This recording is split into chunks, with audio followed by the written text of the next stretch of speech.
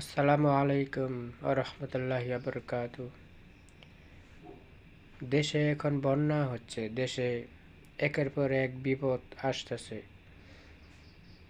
দেশের ভিতর কি যে বিপদ বিপদ আল্লাহ তালাই ভালো জানে, এত বিপদ কেন আসতেছে। কিছুদিন আগে কুমিল্লা ফেনী বন্যা হলো, এবার 2 দিন ধরে আমাদের ময়মনসিংহ, হালুয়াঘাট, দুবাওরা, শেরপুর, তারপর কুড়িগ্রাম ওদিকে বন্যার সকল সেই সব দিকে প্রায় বন্যা হচ্ছে। কিছুদিনের এর আগে সিলেটে বন্যা গেল। আল্লাহ সকল বন্যাবাসীদের আল্লাহ রহম করুক।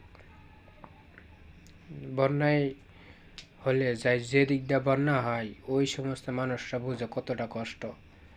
ঘর বাড়ি ডুবে যায়, ঘর